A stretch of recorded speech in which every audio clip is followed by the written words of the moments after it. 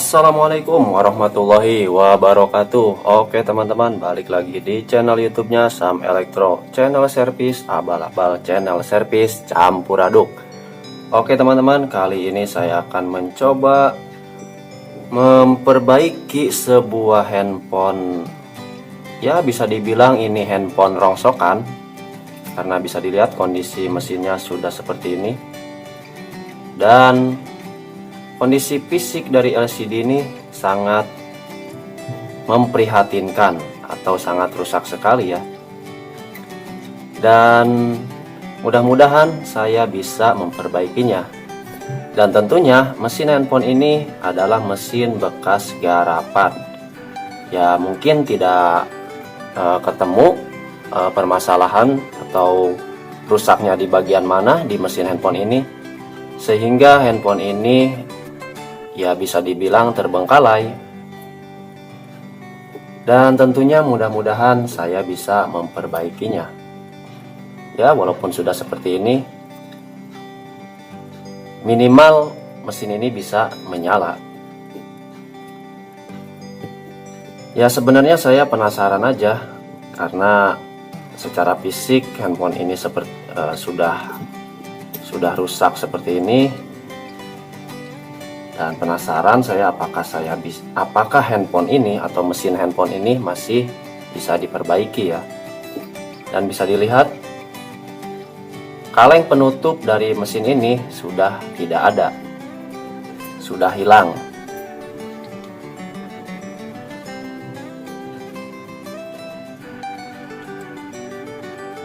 Tidak ada.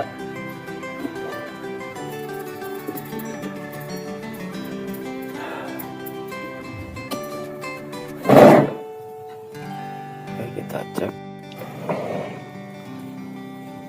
Oke, untuk langkah awal saya akan mengecek mesin ini dengan menggunakan multitester analog ya. Apakah mesin handphone ini mengalami short atau konslet parah atau tidak?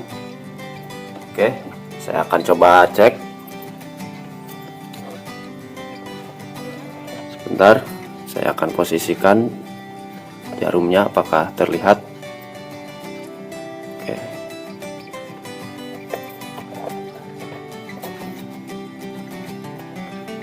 Oke. Jadi seperti ini ya cara mengeceknya. Kita tempelkan aja probe hitam di positif dan probe merah di negatif atau di ground. Dan bisa dilihat jarum ampernya, jarum tester saya maksudnya, dia naik sedikit ya, dan saya balik itu dia naik agak tinggi tapi tidak short.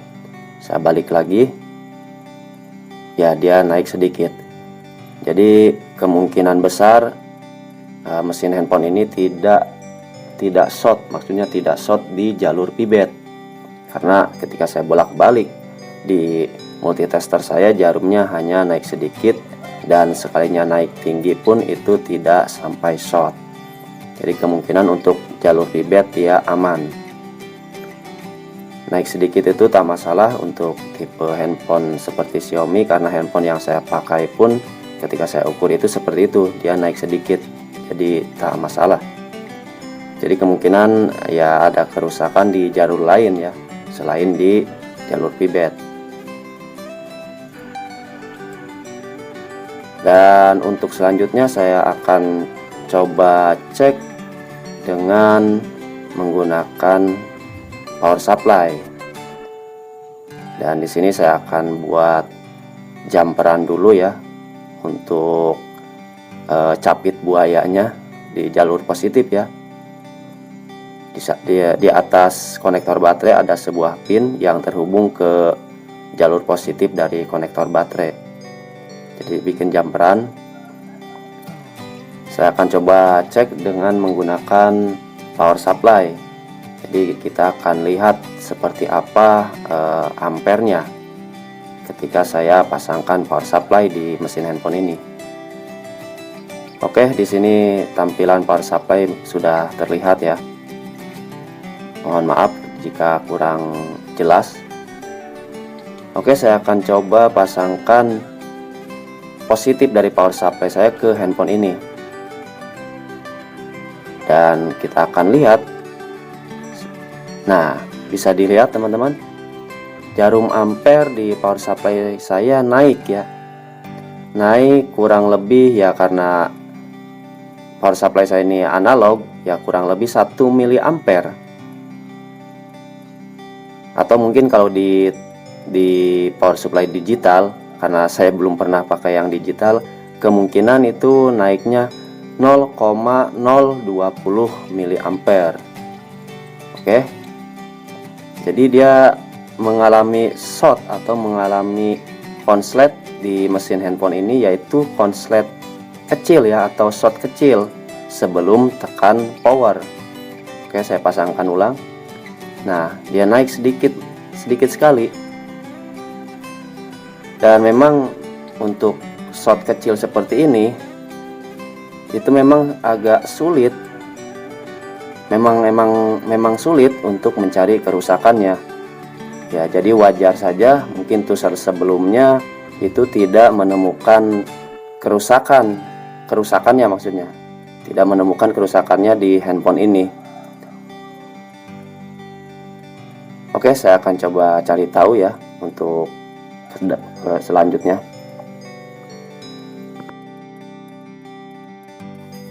Dan saya akan coba melepas di bagian IC power ya.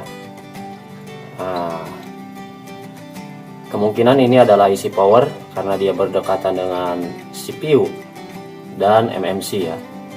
Ini adalah CPU-nya Qualcomm, dan ini Skynic ya untuk MMC-nya. Saya akan coba lepas di bagian IC powernya. Ini adalah IC powernya. Dan mudah-mudahan handphone ini tidak short lagi ya.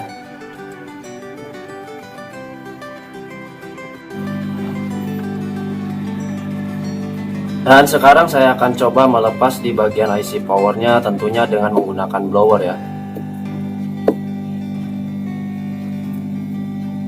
Untuk setelan blower saya gunakan anginnya di 2, dan untuk panasnya kurang lebih 390 ya, atau 390 derajat.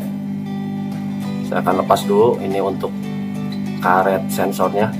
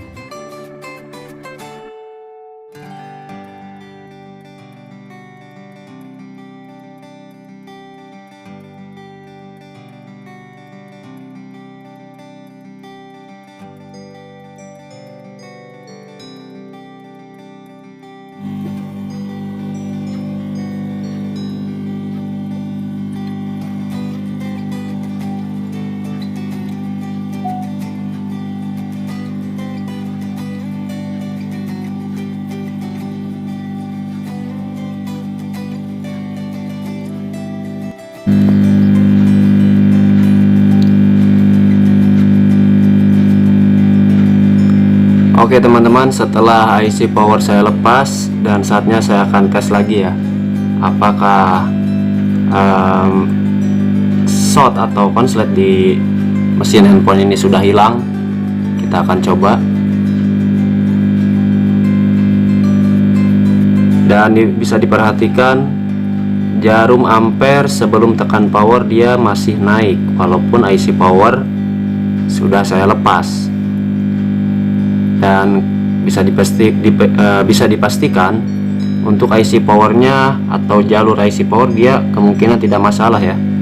Oke, saya akan coba pasang lagi positif dari power supply ke positif baterai atau positif dari mesin handphone ini. Kita akan coba tes lagi, dan dia masih naik. Saya lepas, dia turun, berarti shotnya belum hilang atau masih ada yang short. Dan saya akan coba cari tahu lagi. Oke teman-teman, setelah saya melakukan pengecekan di mesin handphone ini, saya sempat menemukan kapasitor di bagian sini itu mengalami short. Dan mohon maaf, saya tidak bisa memvideokan prosesnya karena memang cukup lama ya saya mencari kerusakan di handphone ini. Karena memang untuk kerusakan short kecil atau ketika kita cek menggunakan power supply ampere langsung naik hanya sedikit, itu memang bukan agak sulit, memang sulit ya untuk mencari kerusakannya. Ya mungkin teknisi sebelumnya juga ya mengalami kesulitan, makanya handphone ini tidak bisa diperbaiki ya oleh teknisi yang sebelumnya, karena mungkin dia tidak menemukan kerusakannya. Karena memang untuk short kecil itu sangat sulit mencari kerusakan di mesin sebuah handphone, berbeda dengan handphone yang full short atau short besar lah intinya. Oke ya, lanjut saya sedikit bercerita. Dan saya melepas kapasitor di sini, dan setelah saya lepas saya cek ulang, masih mengalami short ya. Oke, mohon maaf sangat kecil. Dan saya mencoba menyuntikkan tegangan di kapasitor di sini, dan saya coba cari IC bagian mana yang terasa hangat atau panas. Setelah saya cari, ternyata CPU ini mengalami panas. Dan akhirnya saya mencoba melepas CPU ini. Ini adalah CPU-nya. Ini adalah CPU dari mesin handphone ini. Saya lepas CPU ini, lalu saya cek ulang di jalur kapasitor ini. Ternyata setelah saya melepas CPU ini tidak short lagi. Kemungkinan, ini hanya kemungkinan ya, kemungkinan CPU ini pun bermasalah.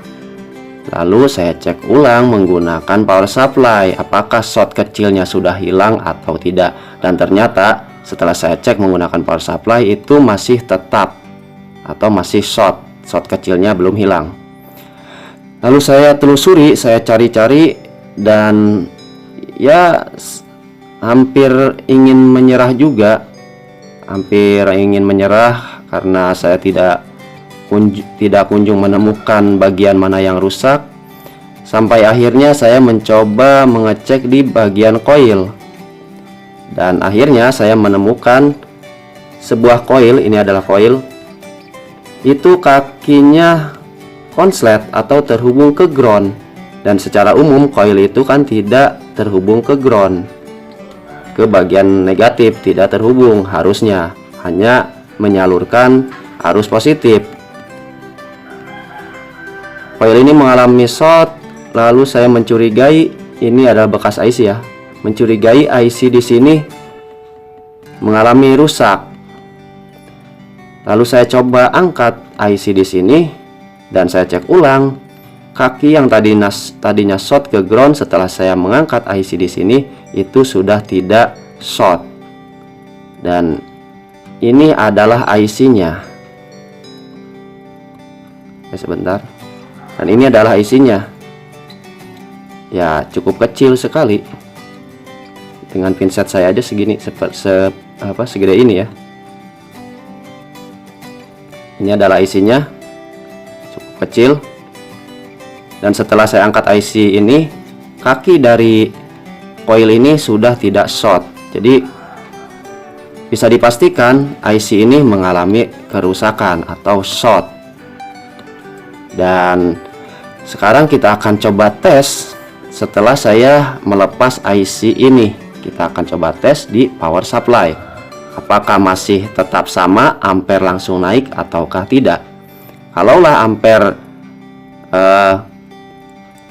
di power supply saya tidak naik, berarti kemungkinan memang IC ini mengalami kerusakan, atau penyebab dari handphone ini konslet itu IC yang saya lepas ini. Dan walaupun saya juga tidak tahu apakah CPU ini rusak ataukah tidak, tapi pada intinya setelah saya lepas CPU, kapasitor ini tidak short. Oke, kita akan coba cek menggunakan power supply.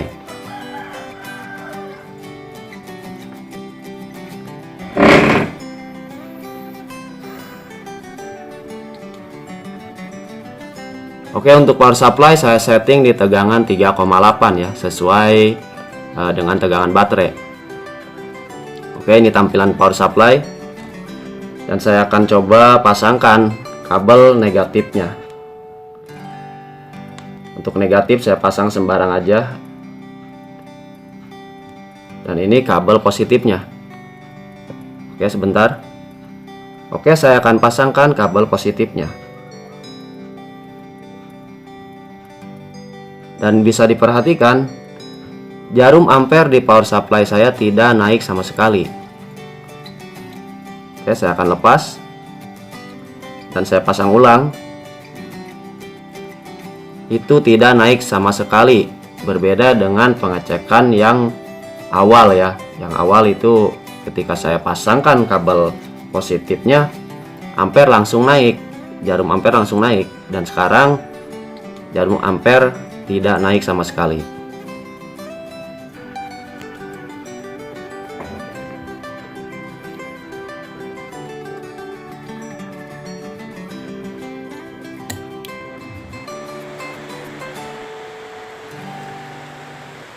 Jadi setelah saya mencari tahu IC ini, ternyata IC ini adalah IC Blitz ya. Dan ini sudah saya bersihkan untuk melihat kodenya. Dan kode dari IC ini adalah, sebentar, saya sudah tuliskan. Oke, ini adalah kodenya dari IC ini, 8132A. Ini adalah IC Blitz ya, 8132A. Oke, sudah saya tulis seperti ini biar nggak usah edit. Oke, 8132A. Ini adalah IC Blitz, yang mana biasanya namanya IC Blitz itu biasanya berfungsi untuk sebuah lampu LED ya. Dari kemungkinan ini dari untuk sebuah kamera ya, kamera.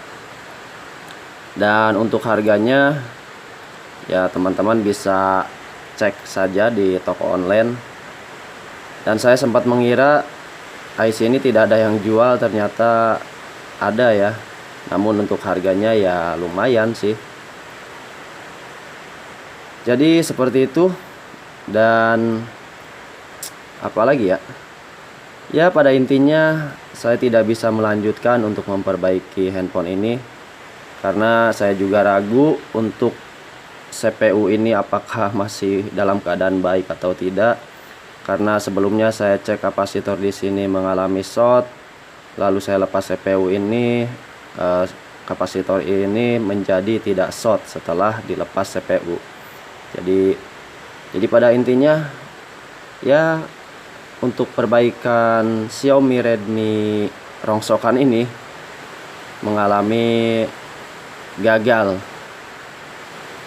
Oke, mungkin itu saja. Semoga bermanfaat buat teman-teman yang khususnya baru belajar ya, bukan pemula. Kalau pemula mungkin sudah sudah sering mencoba memperbaiki elektronik ya. Dan mudah-mudahan bermanfaat. Saya akhiri. Wassalamualaikum warahmatullahi wabarakatuh. Mantap.